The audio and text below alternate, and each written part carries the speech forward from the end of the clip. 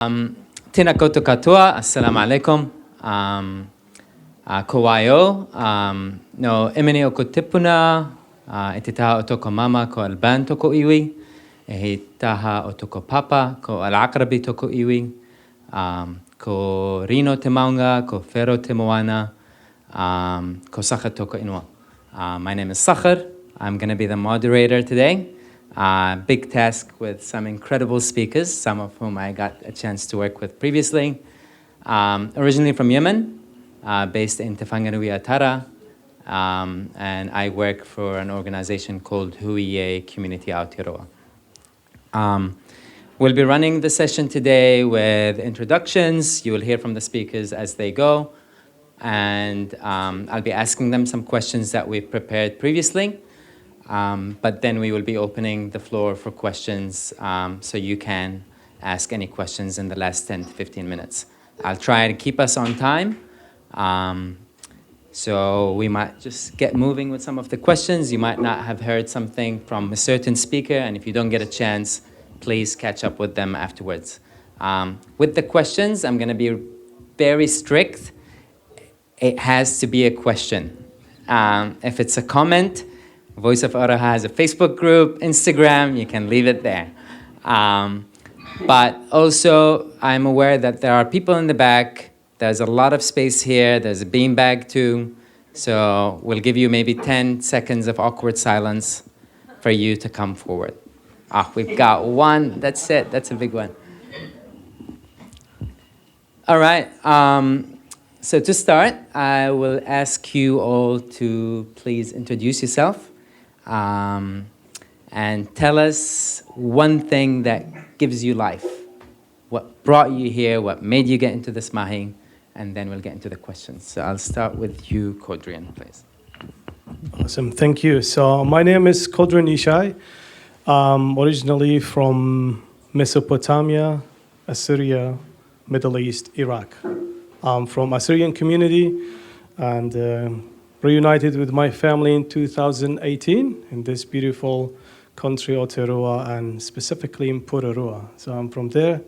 What brought me here, it's more Aroha, and also I'm part of the journey that's starting this idea of Voice of Aroha with a bunch of amazing friends and colleagues that we started this together, and now it's growing. Now I can say I'm a CEO as well, which is amazing. There's a story behind why we picked the name.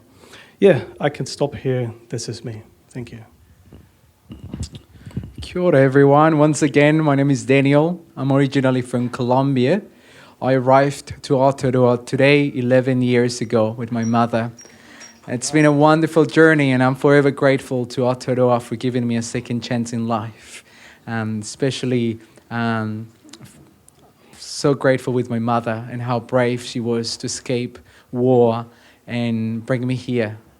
So kudos to her. She's not here today, but she's a wonderful woman. I'm really pleased to be here. What drives me really, it's our young people and the power they have to change the world. And I see there's so much potential in our young people. Unfortunately, they're not given the tools they need to succeed. So I'm here because I want to see them thrive, and I want them to see. I want to see them taking full part all across Aotearoa. So great to join the conversation, and amazing to have amazing panelists next to me who I've worked with in the past. So I'm really lucky to have you all next to me. So kia ora, thanks. Hi everyone, my name is Hafsa, and I came to New Zealand 4 years and a couple of months ago now, in 2019, and I am originally from Myanmar, Burma. And I now work at Asia Pacific Refugee Rights Network. What brings me here, I find myself always busy on World Refugee Day. It's the lived experience. And a few months ago, I had a panic attack because I always struggle to have work-life balance. I cannot help but being in this space over and over again, because what refugee experience is so unjust. It has nothing to do with us. Everything from us being taken away, being seen as the burden. yeah, maybe it's just my coping mechanism. I'm always busy, and I have never found myself in any World Refugee Day not doing anything. I find myself in doing a couple of few things. So this is one of the things that I do that makes me feel alive, that makes me feel that I have a purpose in life. So that's why I'm here. Kia ora koutou and assalamu alaikum everyone. I'm Batul Arif. I've been born and raised in Pakistan, but my whakapapa is from Afghanistan. So I have connection both from Afghanistan and Pakistan. And my husband came here as an asylum seeker 11 years before, and me and my daughter joined him a year later. So it's been 10 years for us living in New Zealand and make Aotearoa home.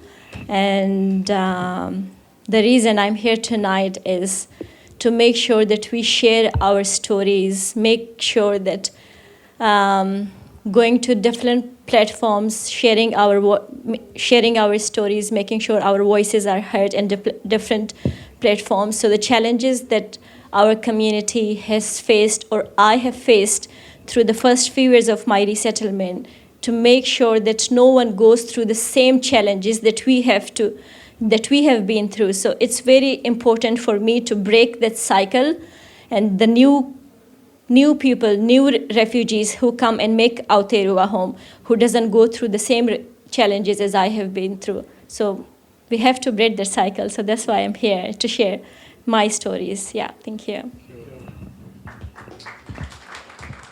Thank you, and good morning from Nairobi. My name is Martine Udahemuka. What gives me life? I'm really glad you asked that question. It's the sun. I ran away from the winter in New Zealand, and I'm just enjoying the weather. So please jealous me. To be honest, I came from Rwanda. I was a refugee from Rwanda in the mid 90s. We fled to Kenya here, which is where I am at the moment. Stayed here for a year and a half, and we're likely to be resettled in New Zealand in the late 90s, in Palmerston North of all places. I've come back here in Nairobi to recenter, re-energize, and kind of maybe do some work around what is home for me, because although I've kind of grown up in New Zealand, I haven't really felt like home, and I can't quite work out what home is. So I wanted to come back to the motherland. Although I can't go to my own country, Kenya is close to that, just to feel grounded again. So I'm really glad to be here. The reason I am here today on this panel is because I really believe in our individual and collective responsibility to make the world a better place for all our brothers and sisters. The refugee issue is one of many issues that we should really be mindful of, be aware that if, when my freedom ends, yours begins. So we need to actually be aware of our impact in the world and what we can actually do to make life better for other people around us. So very glad to be here. And I'm sorry I can't see other people, but hi to everybody that I know. I'm missing you all. Thank you. And some people are saying hi from the back, so we'll pan the camera on to them maybe later.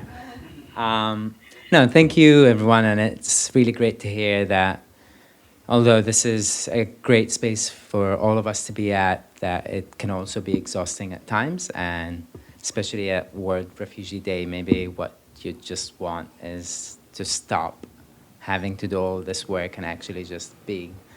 Last time me and Hafsa were in a panel as a few years back, COVID, and it was problematic for a lot of people, so you're in for a ride, I guess. So Hafsa, I'll start with you. What do you think are the current gaps in resettlement and resettlement programs in New Zealand? What needs that immediate attention? And how can everyone here help towards that? Before I answer your question, I will quickly also talk about the network that I'm working at. So it's called Asia Pacific Refugee Rights Network. It's a civil society network based in Thailand, and we have 200 members, academia, organization, representative from 160 organizations from 28 countries, Asia Pacific, all along the way, from Iraq, Pakistan, New Zealand, Australia, Burma. So I'm involved in advocacy space, in their space as well, for more than a decade. So if I say this, I'm saying it from their perspective as well as me being in New Zealand for 4 years. So the gaps, I think before we speak about the gaps, what do we seek and what is successful resettlement means to me and to the communities and to the immigration of New Zealand, to the government of New Zealand, because the definition and interpretation of successful resettlement can vary from people to people, from entity to entities. So to me, I can only speak from my perspective is that the successful resettlement is where the refugees can thrive, not just survive. So to make it happen, we really need to look at what are now in place that we have now. The current resettlement strategy, is it really need-based? Is it really comprehensive? It is really practical? Are we then responding to the people as they need support from us to be able to integrate in this country and thrive? Also, I think we need to look into other neighboring countries like Australia, Canada, and US. How does their resettlement program look like? How and why people and refugees in the United States can become independent in 6 months and they become very independent in 2 years? And why do we have a bit of challenge and struggle for us in New Zealand? I think we have a lot of homeworks to do. And also respectfully, when the Immigration New Zealand mentioned the success indicator, again, the success indicator, what does it mean to the immigration? What does it mean to us? Are we really willing to have that honest, transparent conversation with the communities level, in the policy level, and really look into that? Because for us to address the issue is that we need to have that conversation of identifying that, yes, we have the issues, and acknowledging that, yes, we have problem, and then now we address this. So I think we have a lot of homework to do, and the gap is for us to be really honest and to be really open about having uncomfortable conversations sometimes with the community, with the policymaker, with the stakeholders, not being so fearful about, of course, we worry about, are we gonna lose our funding? Are we gonna lose our relationship with the government? Is it going to impact me? But I personally think, and I always do, look at the bigger picture and impacts that we make. And the most important thing is, again, impact. So if we're having the positive impact, we need to be willing to do all this homework and look at the gaps here that we have in New Zealand. And I think, I am not sure if it's really necessary to have 6 weeks of Mangere in the camp. Is it more practical for us putting the people in the community and then support them in the practical sense? Is it more sensible? Is it more practical? I think we need to look in a wider context, also learn from others as well as we are willing to share others. And what I always see in New Zealand, not only for this resettlement, for other, looking at wider refugee space as well, we're not doing enough of engagement with New Zealand and beyond. What is happening in the global space, what is happening in Asia Pacific region, is there anything that we can learn, the good practices that we can share? Can we share something that we are doing in New Zealand with others? So I think we have rooms to improve and work onto that. I don't know if I have answered your question, but I'll stop here. You did. And yeah, we'll circle back into this. Batul, yeah, you're involved in the research space. I'm guessing some of that includes policy. So what would your addition be to that same question, if you don't mind?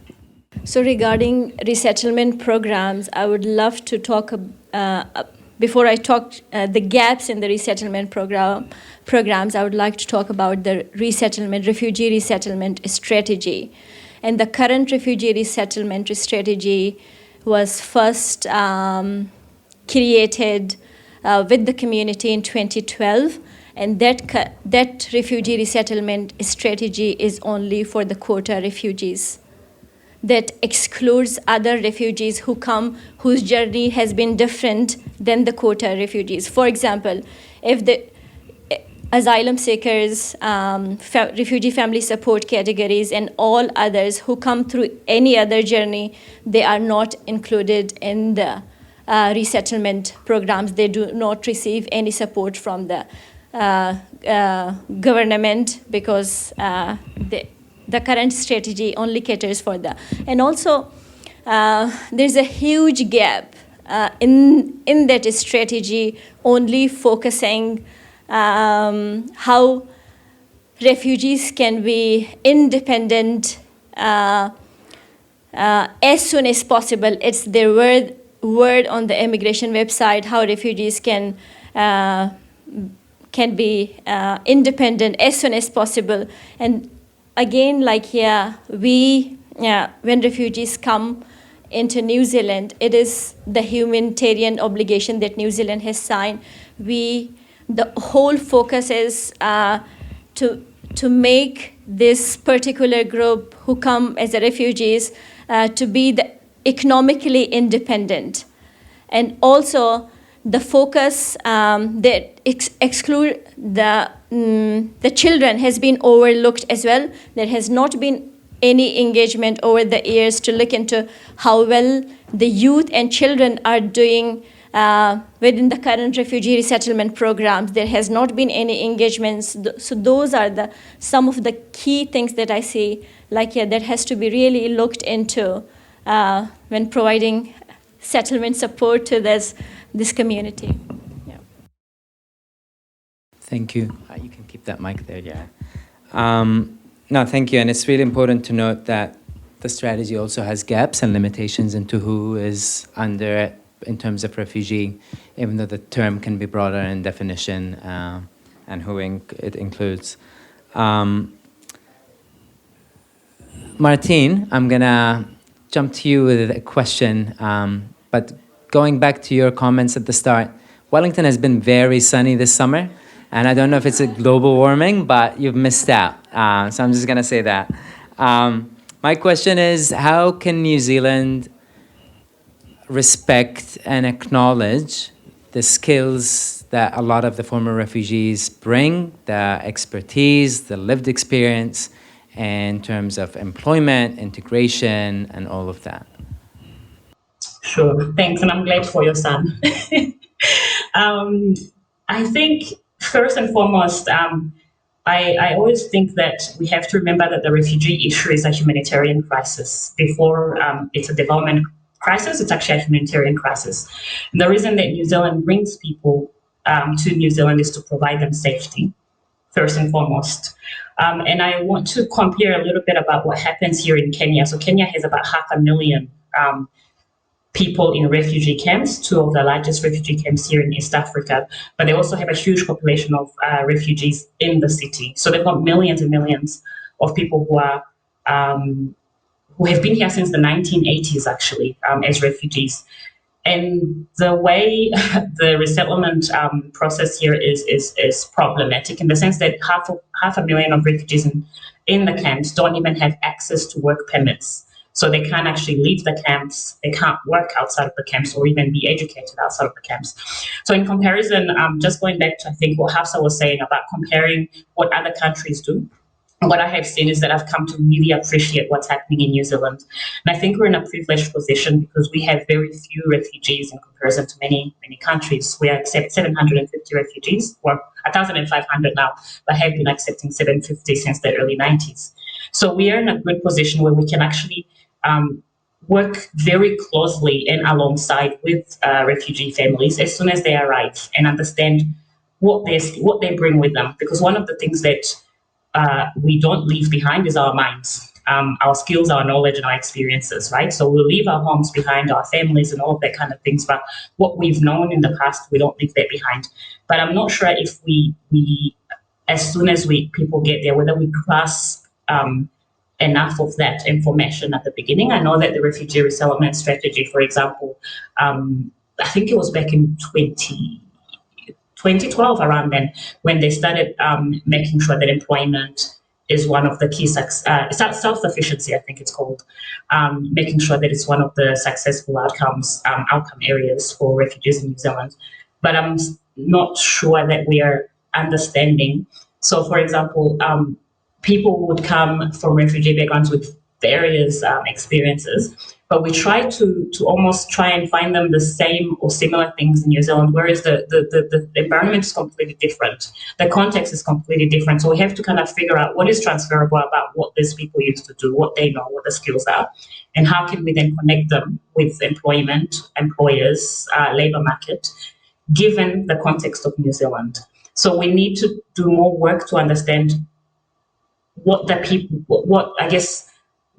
transferable skills or what transferable knowledge people come with, without trying to because I think refugees think they come and they think, oh yeah, I used to be, I don't know, a minister back in New Zealand, back in my country. I should try and be in politics in New Zealand.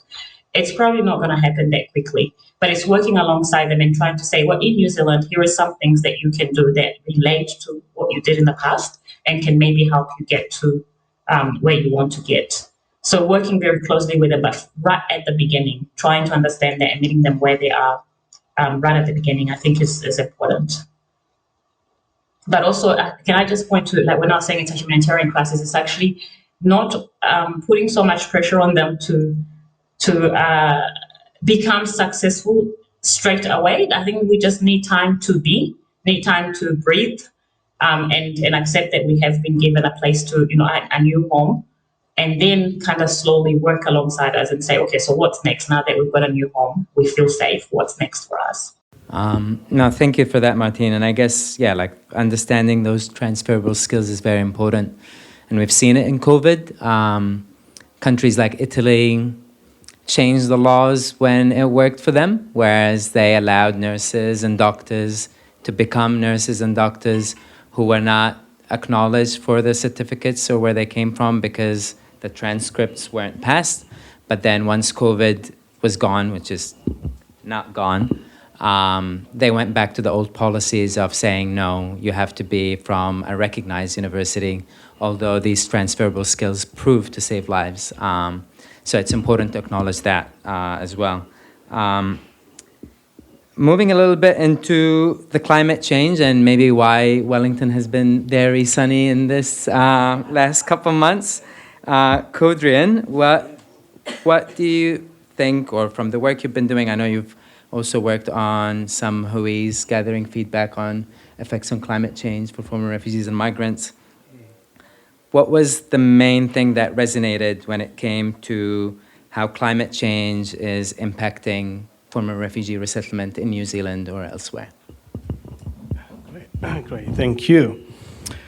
Thank you for that question. So let me start first. A lot of people will start thinking, is climate change a priority for refugee? I know that. That's why we are doing it. Because it's priority in a somehow after the resettlement. For me, it's important of after the resettlement. As my colleagues talk, and as you can see, we come from different cultures, different backgrounds. There is a global issue facing everyone, which is climate change. Once we are resettling here, we are becoming a resident or after that a citizen of this country. As a citizen to contribute in this country, we need to be included on every decision, every matter that is affecting our cities and our country.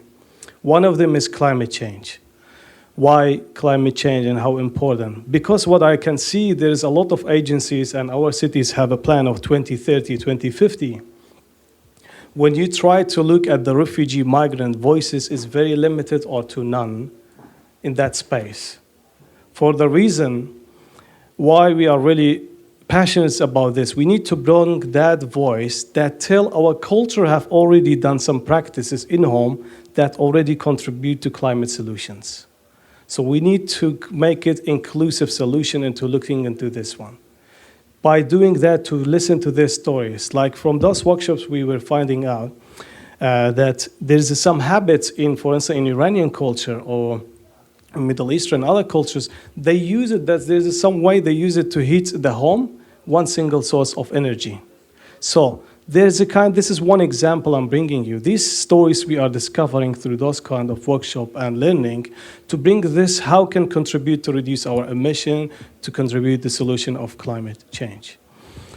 And the other things, we are thinking also connecting into social cohesion. What is social cohesion? It's a big terms. Let's bear with me and let's talk and think about it. Climate is a global issue, right? Again, I am saying it the second time. If we don't bring our culture and around that to see how we find a suitable solution if it could benefit everyone. One example, a lot of advertisement or plan could be written to say, do be vegan or be vegetarian. I will tell you one stop. Take a little bit back and think about the people who you are working with. Some of the cultures, they really struggle to have a piece of meat Or maybe this is some of them. Some of the cultures, it is a habit, it is the tradition to have a meat on the table. So if you keep pushing me, putting that rules into that, become vegan, become this, that will create more division. That is in my opinion, yeah? But how about if we do this? Yes, let us know more about your culture. Let us know more. Why is it important to have meat? What is important other things in that culture? Because it's not just that meat, it's that gathering and things. That there's some common things will bring us into that table that could at least to drive those solutions. So from a food, there's other plenty of things we can turn that table into something else. There's 100 of common things of this culture contribute in the aspects of climate, of reductions, without neglecting this culture at all. So do you see, so that's what my point is. Like tomorrow we are having a workshop, it's called Climate and Culture. So basically to talk how this impacted, that's another thing I will just quickly touch base. As a refugee backgrounds, when we come here, we don't choose the place where to sit. We don't choose the home, which especially in the refugee quota, like they've been given. So this is also access of the information has been limited to our communities, of how we can translate those terms to our communities.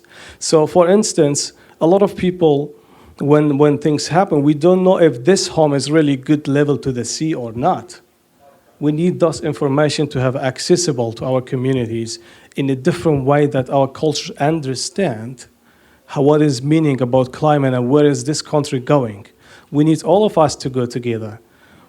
And that's why I think, is my opinion, is very important that we bring different perspective voice to issue of the climate change.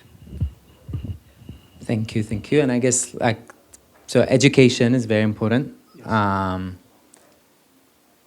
which takes us to the issue of education and what comes around it, especially for former refugees and migrants. So now to you, Daniel.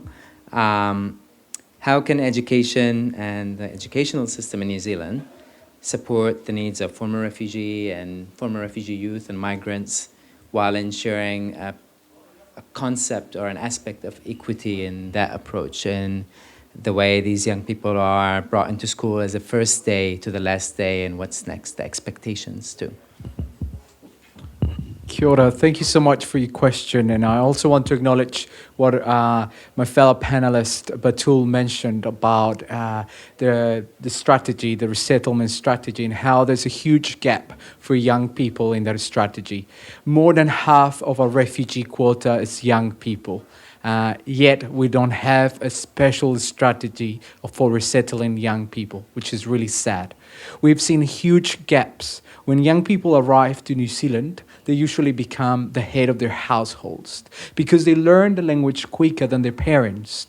So they need to start translating for the parents. We hear cases of young people having been pulled out of the school by parents to go and translate for the doctor for working income because the service providers, even though they get funding to have a professional translator, they don't want to have a professional translator because it takes too long for the appointment, because they need to move fast. So they'll rather use our young people and our children. And as you can imagine, being a former refugee and being a young former refugee, being between different cultures is really tough. You're dealing with being part of your own culture, being part of their new culture, trying to fit into both worlds, dealing with your own trauma, and also supporting your parents, supporting your community. So it's really challenging, and that has a huge impact on school.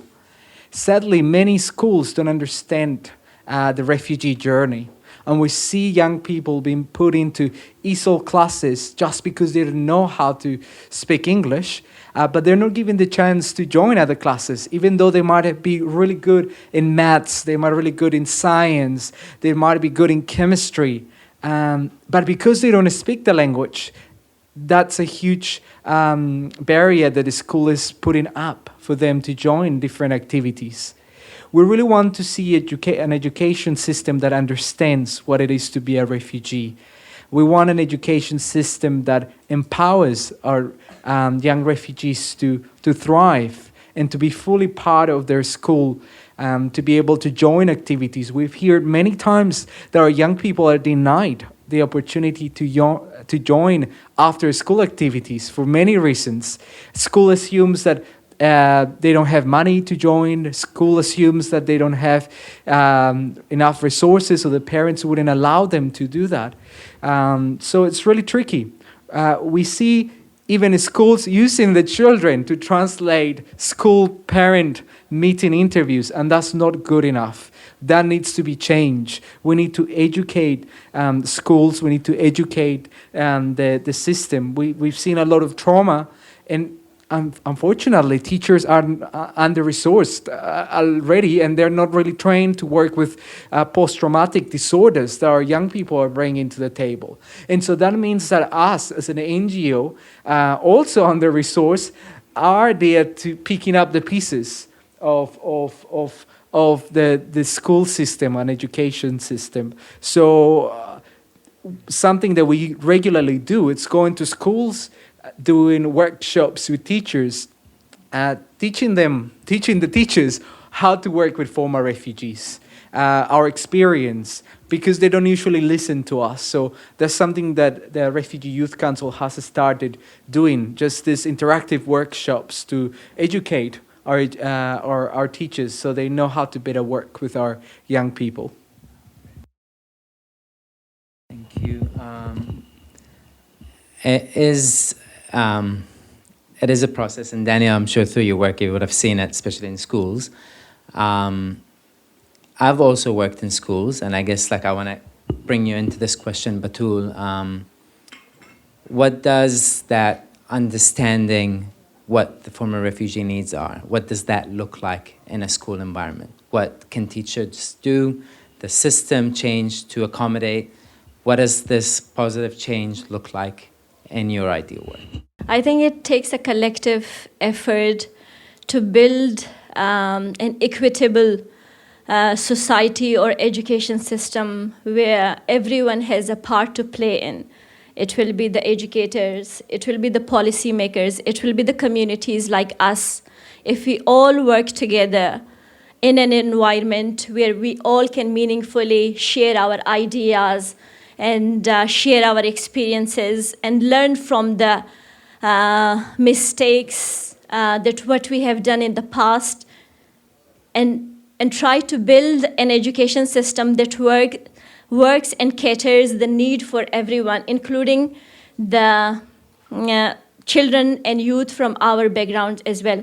As Daniel has mentioned, that it is very important to understand the unique challenges and experiences of our children and youth, what their journey has been like in coming here in New Zealand. Because if we know them better, if we understand them better, where they are coming from, then we will be able to be sitting in a position designing a plan for them that will work for them. Otherwise, it will be us repeating the same mistakes again and again, and we will be just saying nothing is working with this community. I think it will need the flexibility in adopting a new approach as well, because the approach that will work for most of the communities might not work with our communities, because our challenges has been different and unique. So let's it's about coming and sitting together and sharing our journeys and making sure that we are listened to and heard, because we are New Zealand citizens. Our children has the right to the same level of quality education as any other education. If our community has language barriers, if our community doesn't know the system very well, it shouldn't be the reason for our children not to get the same level of quality education as other children. We are New Zealand citizens as well. So I think there are quite a lot of systemic challenges that exist in the society, and some of them which I have seen through my resettlement journey as well, and I'm a mother of two as well, and I can see that there is huge lack of data on our community. When we go and talk to anyone, say like, yeah, this is so complex, this community is so complex. We don't have data on this community, so we can't say or do any research on this community because it's so complex. There's language barriers, there's so many barriers, it's just so hard to touch. And we are so less in number as well. Most of the time, these are the challenges. We have to listen from the policymakers, and these are not good reasons to be listening to, in my opinion, because we have all the right to be accessing the same level of education as others. And also, within the New Zealand education system, they talk about equitable.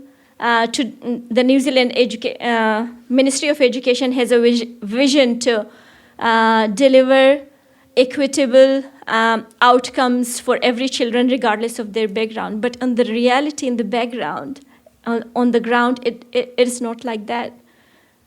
I have a story to share with you all today that I know a community member who has recently been here a year, not more than a year, and he's 12 years old, started going to school, spent most of his life in a refugee camp, never had the privilege of going to school like you and me. We all have, most of us have been the privilege of going to school, but this particular child has never got a chance to go to school because born in refugee camp, raised in refugee camp, only could speak in his own language, came to New Zealand directly, started school, doesn't know how to speak in English. And there's just one aspect. If you do not understand the language, how you gonna navigate the system around you? There isn't a lot of support available for children like this. So what happens after a year when this child finds himself lost in the system, saying life in refugee camp was easier than here in New Zealand because I feel lost. And these are the stories we hear in our communities. And it's like, it's not fair enough for any child to go through this experience. And it's again and lack of data, coming back to the lack of data and the research and policymakers. If we don't have a data, so we always be invisible within the system and never unaccounted for. So we do not exist yet in the system because there's no data for us. So again, I would say I would like to conclude my comments around how we can better support this community by working collectively as educators, policymakers, and the school community to work together and find out solution and making sure when the policies are made, these people's voices, experiences are heard. So that's how we can make sure that we are designing something that will cater the needs of these communities. Otherwise, will be a lot of thinking to think on. Nah, thank you. And I guess, it's almost impossible to expect equitable outcomes based on different backgrounds and acknowledging that while forcing everyone to adhere to one system that only works for one, whether that be education, health, criminal justice, or any of that. So in kind of linking that, and I would want Martin, Hafsa to answer this, please. When the system, or whether it be education or health, is wanting to achieve equitable outcomes or equality, but we know it's faulty and it's almost set up to failure, then there are misconceptions, there are narratives that come around about what former refugees or migrants bring to these countries. And at times, most of the time actually, it's because the system has actually failed them and pushed them towards these pathways. So what can we do to change that narrative, but also to combat these misconceptions all around? Maybe we'll start with you, Martin, if you don't mind. Sure, thank you. I think if I use the education system as an example, in my own examples, is that there's a lot of assumptions that go on.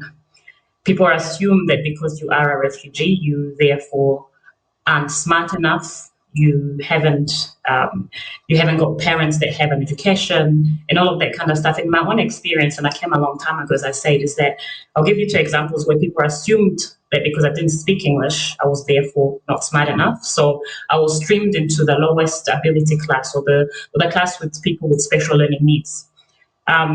Because we didn't have anyone to really, first of all, I didn't know that had happened, so I didn't know that I had been streamlined. I just knew it was a little bit weird that I was going to class and there were maybe 4 other students, and some of them were clearly had learning disabilities. But I never actually questioned that somebody would assume that because I don't speak English, I'm not smart. And therefore, I couldn't tell my parents about it. And even if I told my parents about it, they wouldn't have known how to navigate the system to actually change that, because they assume that people are doing things to our benefit. So we have, we came with the understanding that things that are going to be done for us and the systems here in New Zealand are for our benefit. So we didn't question them at the beginning. And so that meant that the time I was spending in that class, I was actually missing out on progressing and learning and thriving. And the second example is that people assume that because we've been through war, and myself, I went through war in person, is that we are traumatized, yes, but they also make assumptions about what that means. So in history class, when we were going to study about the Vietnam War, for example, my teacher would take me out of class and would put me outside of the classroom for 1 hour.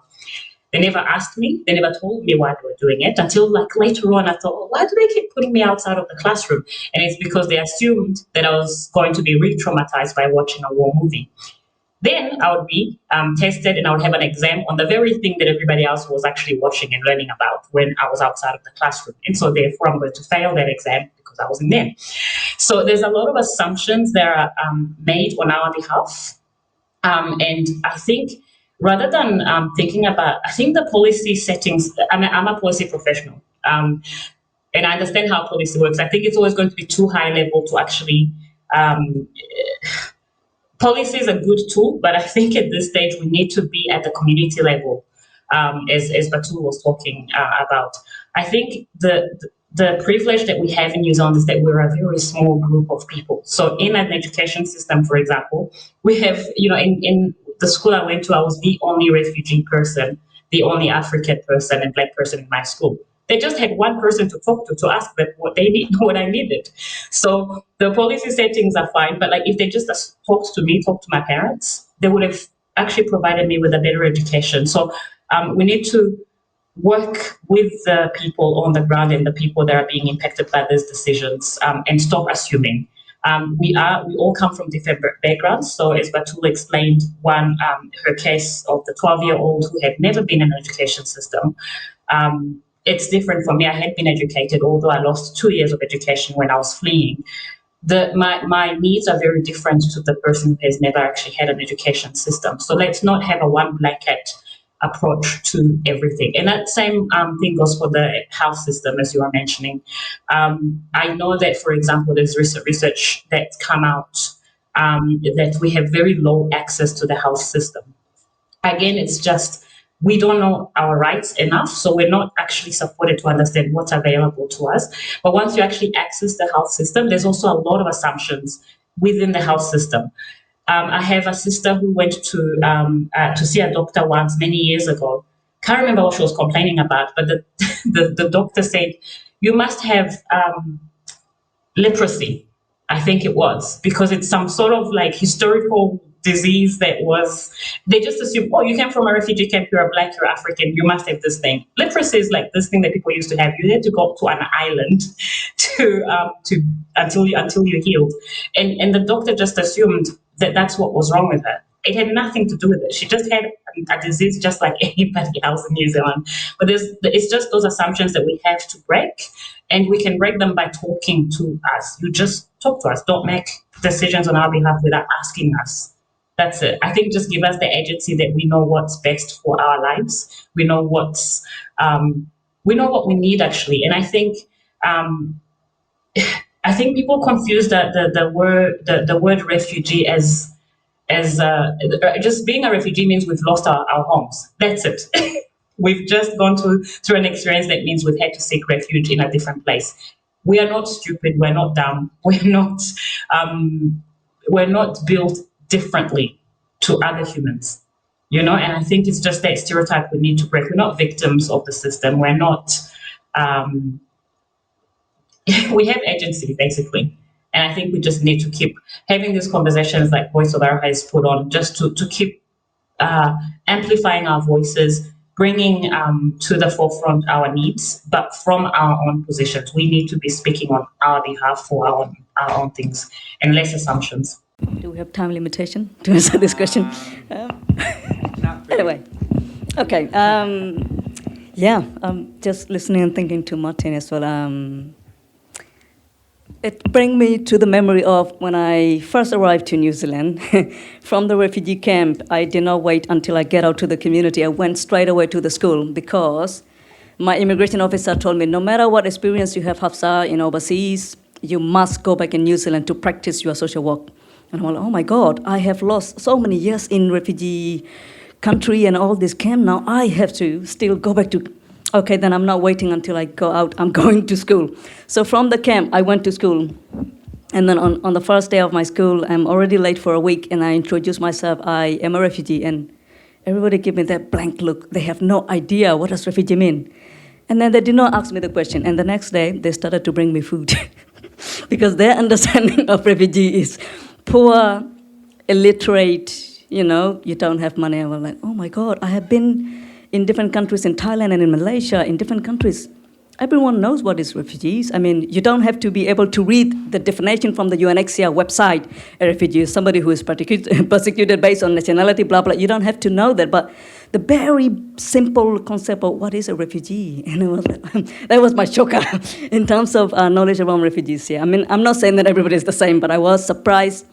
I am in a classroom of social work degree. The definition of social work in tech, human rights, and all this in global context and in national context, I was really surprised. But again, to comment on this question, I would like to go on the fact that, you know, in many contexts, even when I was in overseas last month in a few country contexts, in closed-door meeting with some government from Thailand, Malaysia, and Indonesia, they said refugees are very ungrateful. You know that we allow them to be on our land, and then they are so needy, they demand so much. I was like, how and why we became ungrateful? When we live in your country, we work for your, I mean, in country like Malaysia, they did not sign UN Convention 1951. So it means we are not allowed to work. But in country like, I'm gossiping about Malaysia here, do not tell Malaysia government. So in country like Malaysia, even if they did not ratify UN Convention, even if refugees are not allowed to work, they have about almost 200,000 refugees living in their country, and they're working, whether it's legally allowed or not, and contributing in the sector where Malaysia have labor shortage. They need 1 million laborers from other countries, but we are filling in the gap.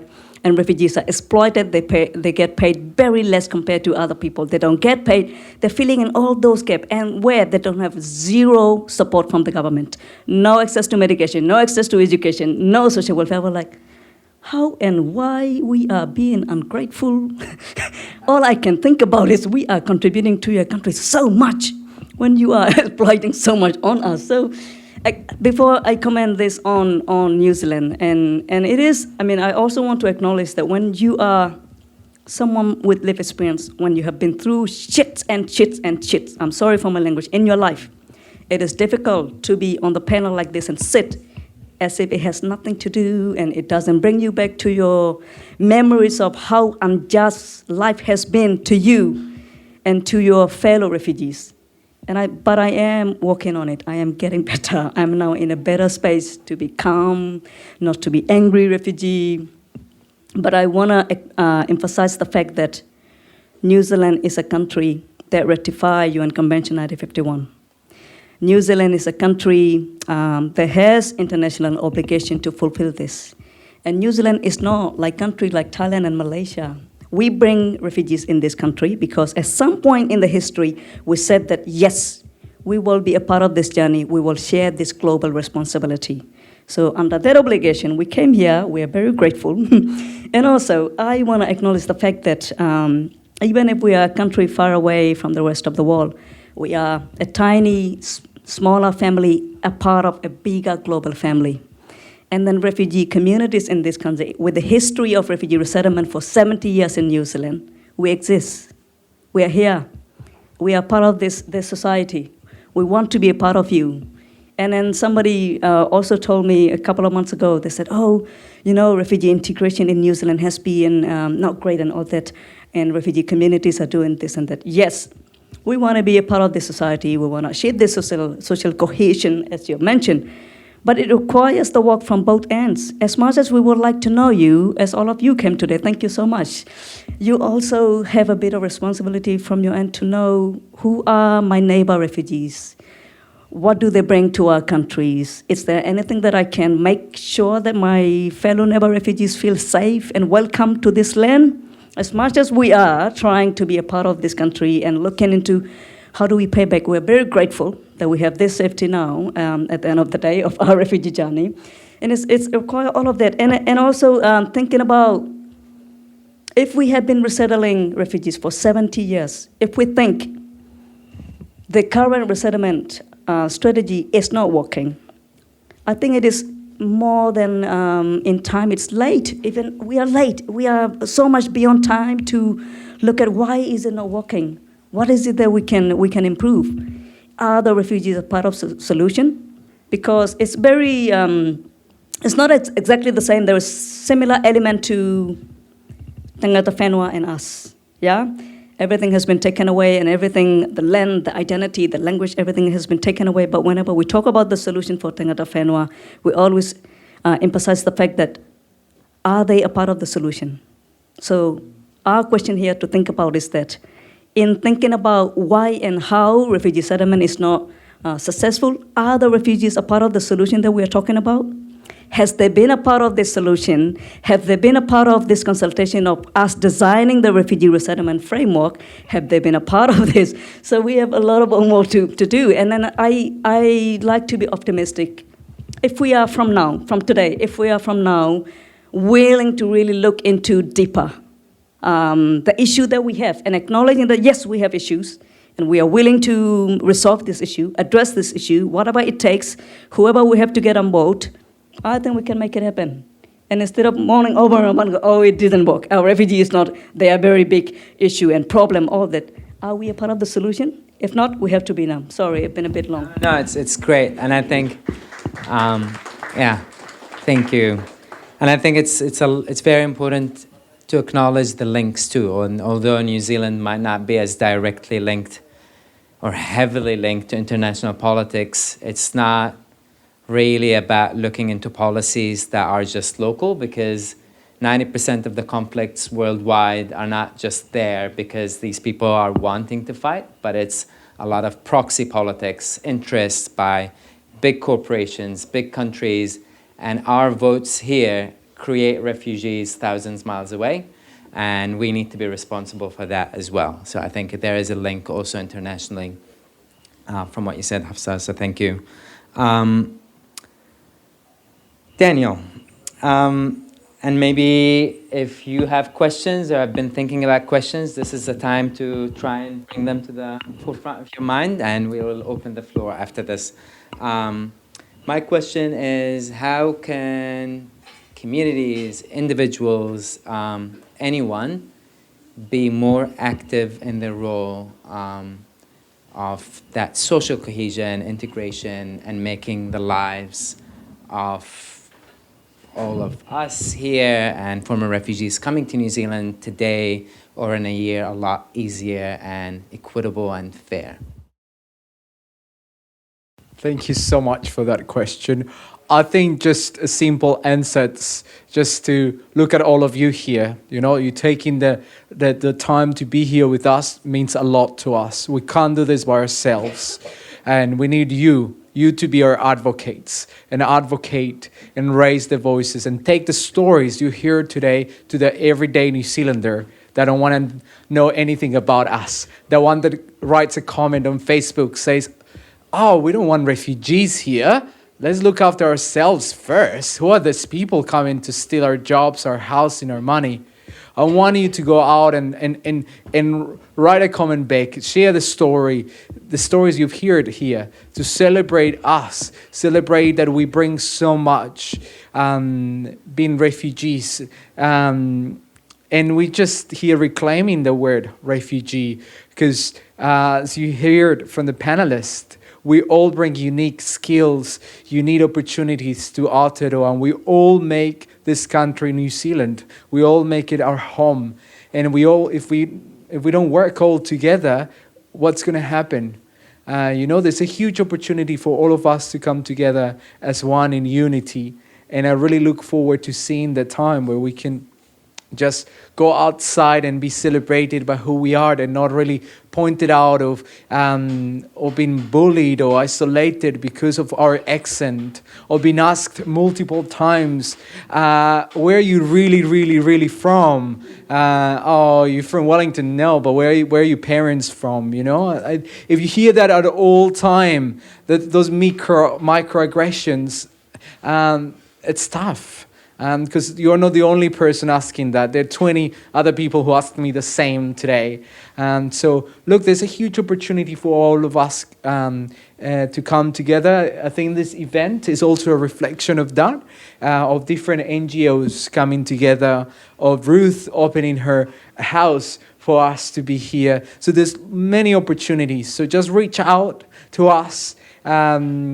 Advocate for us, raise our voices, create platforms. If you are invited to speak to an issue, just also create a platform for us, because we know the issues the best.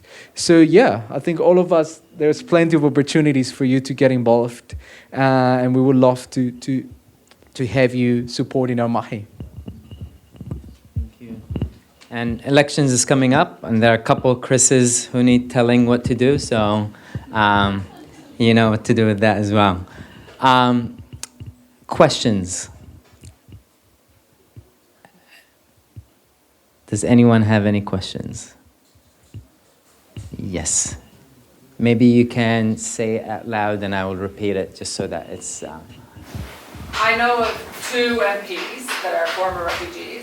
Abraham Omar from Labour and Goldwas from the Greens.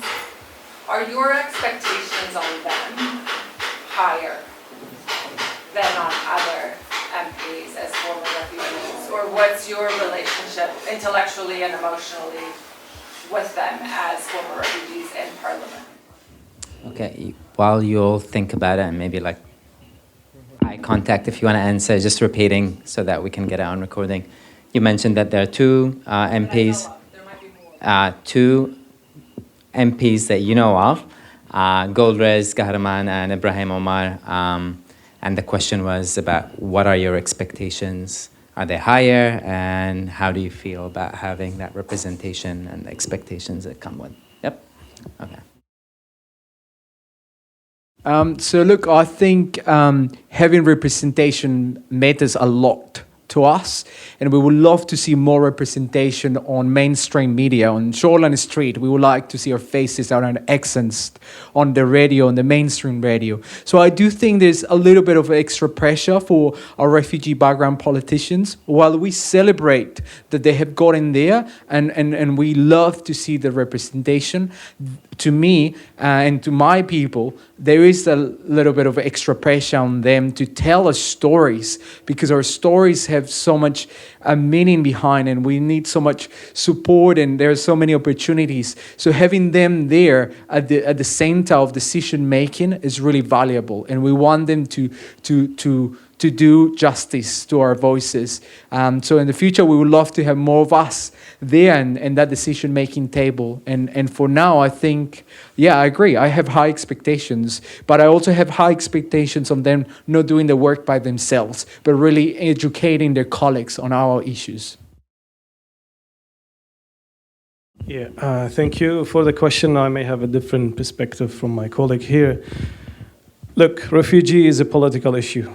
Yeah, but I don't want our stories to be political in New Zealand, and our needs to be politicals. Doesn't matter the color of the party, it's a matter of our needs in the communities, what's need to be done.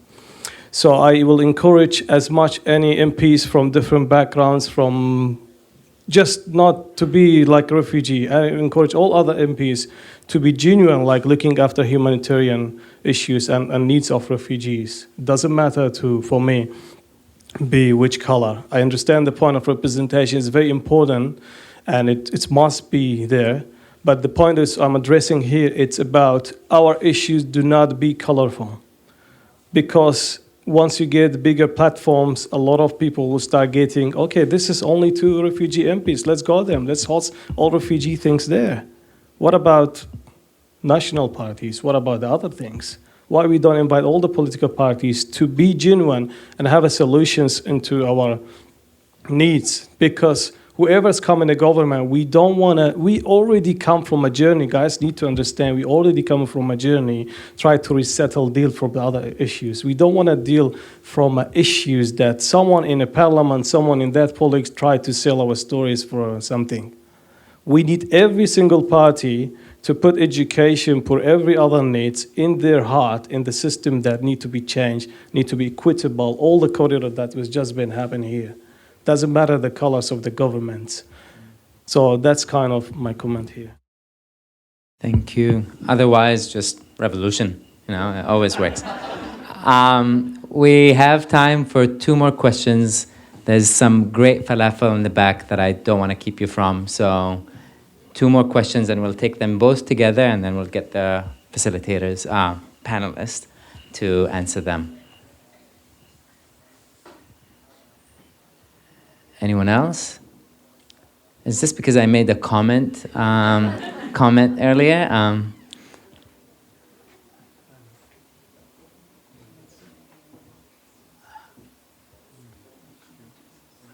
If no, no, it's okay. These questions were prepared as a group. Okay, we've got one. I would like to know the panelists' view on where do they stand on, or what are our role as refugees when it comes to K30. Okay. Is there another question, just so we don't have to do this awkward dance one more time? Yes. My question is, does the strategy and the promoting of economic independence, does that put refugees in a situation where they're more likely to be exploited in their employment? Sweet, thank you. All right, I'm gonna take the liberty of dividing these questions. So the success expectations on employment and economic factors, maybe I'll get you, Martin and Batul, to answer that, if you don't mind. Yep, okay, and then responsiveness to titiriti and responsibility as former refugees. Hafsa Kodrian, is that all good? Okay, Martin, we'll start with you. Sure. Right. So the pressure for self-sufficiency, I think there is a huge risk of refugees being exploited as a result. And I think I've seen that in practice. I've seen where some organizations are tasked with supporting refugees, including with employment. Because of funding, their job is to put someone in a job rather than putting them in a job that is the most suitable job for them. I've seen it many, many times, because when it comes to funding reports, you say, yes, I've placed 500 people in employment. Doesn't matter what the employment is. So I think we risk not only exploiting people, but we also risk we're not tapping into the potential of many refugees that are here in New Zealand. Because if you now use the example of I'm not going to use that example because he might be watching. But people begin to lose their confidence, actually, right? So if you've got somebody who you've arrived here, you get told, these people are here to help support you into employment. And then the employment opportunities they keep giving you are working in a factory or volunteering. I know many people who have been doing, volunteering for 2-3 years because of the New Zealand experience is so important, and you just need to do volunteering, and hopefully you will land in a job. And people end up losing confidence because what you're signaling or what you're communicating to them is we actually think that you deserve to be in a job that doesn't actually use your skills at all. We think that you are not going to make it. We think that you should just take any job that comes. So you will start losing confidence because you start believing the story that's being told to you by people who you believe are there to support you as well. So there's the exploitation of mind and confidence, but there's also exploitation once you do get into the workspace. I think I've been in employment where people have come, my employers have come to ask me to do something because of my refugee background, to speak on behalf of refugees or to be on a panel because of a refugee background, even though what I've been employed for has nothing to do with me being a refugee. So somehow your story keeps getting exploited as well. You keep being re-traumatized, you get exploited so that the employer looks good somehow. So there's the two sides of the story: is exploiting the people's minds and actually making them feel bad about themselves.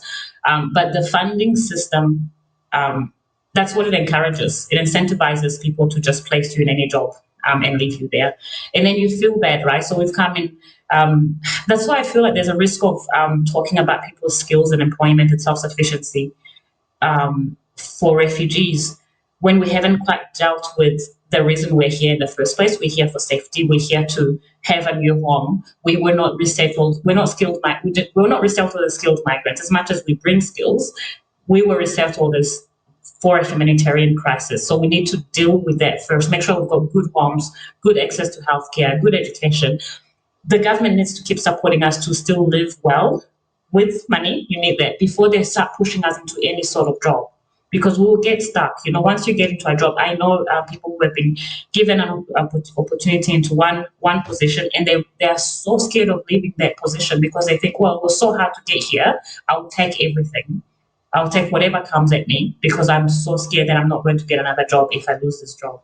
So there's just a lot of, I think, facets in this pushing people to self-sufficiency too early on creates a lot of pressure from all sides. No, thank you for that. And shameless plug, if you're working on funding change and want to do that, check out Huye. That's what we do, and that's what we encourage a lot of the funders to approach. And one of the great examples in Wellington especially is the Wellington Community Fund, who you would have worked with. And part of their approach to giving is untagged funding, which is something that we ask quite a lot for. And it's about the outcomes and not the actual reporting details and measurements that you have committed to. So that's some of the changes that we're trying to achieve. And next question, which is titiriti, responsiveness, and responsibility as former refugees or migrants in this country. Who would like to answer this very simple question? Yeah? I'll make it quickly. The titiriti is the founding document of this country. We need to acknowledge it, to honor it. We understand that the society is still affecting. We are 2023 about what does Article 1 and 2 meaning and all of that stuff, yeah? It's still going on. But at least let's have a corridor conversations around that. So what I want for me as a third culture, if I will put it that way, coming on this country, I want to see also how I would be included in this equation that is building the bicultural society. What about the multicultural society, and where I do stand here? I am standing with the Crown people, or I'm standing here? Because very important for me, because I have a culture that is more near to Maori culture, but I came through the system that Crown brought me to this country. So it's very things for me, in my perspective, refugee, to choose where we stand. But what we think we bring here, it is about the commonality. For instance, I come from indigenous people of Middle East. So of course I will encourage that kind of a rights of indigenous people to claim their lands. And as opportunity, we learn from those experience that we bring to here to share what happened to us. But while we have those group that is unique to this country, let's celebrate the culture, let's celebrate them, let's do not afraid from implementation of this treaty. Nothing will it will raise us as a country, as all of us, as New Zealand, into the next level of in this world about unique people who really amplifying the humanitarian values. First, do it with your indigenous people. Then that will be attention for us as a third culture to believe more in the system, to believe more on how you value the people who've been their land first. Then talk about my language to be taught in a school or not. Let's talk about Te Reo first, later other language. So I believe let's trust and do implement the Te Tiriti, and then let's talk others. We will have more trust. And before we go, just on one point, because this is very dear to my heart. You were allowed here because of the Crown relationship, but only because the Crown stripped that power away from Māori, and not because they were very generous. And now we can pass it. Here we go, you see.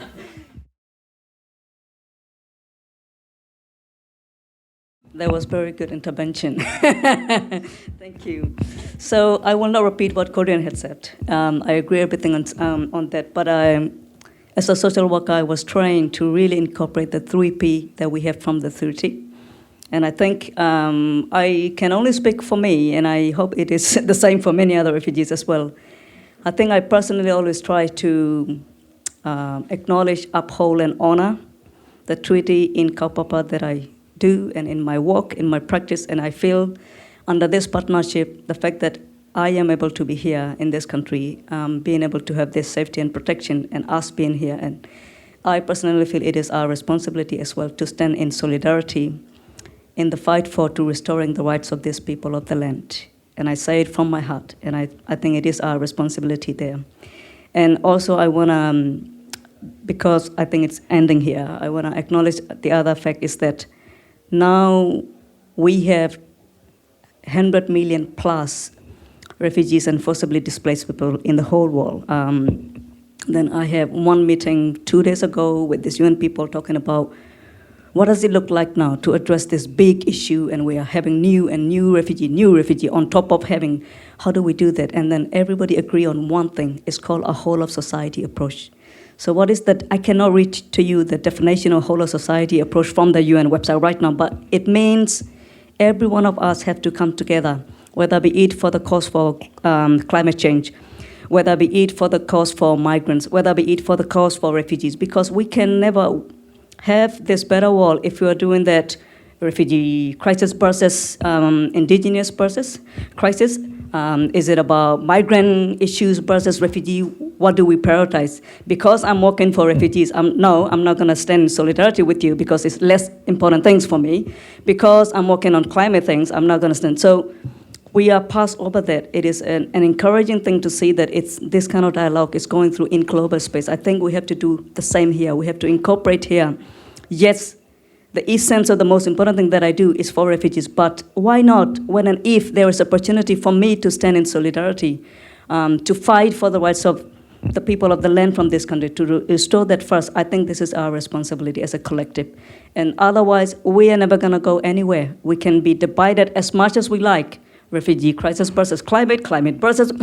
So I think we have to rethink about how we see this issue and how do we come in together and how do we share our resources, knowledge, capacity. When I say we are part of this family, I mean it. As a family, when there is an issue for one group of the family, we stand in solidarity with them. We do not ignore because my problem is bigger than yours. We don't do that. Yeah, I'll end here. Thank you, and thank you for the questions.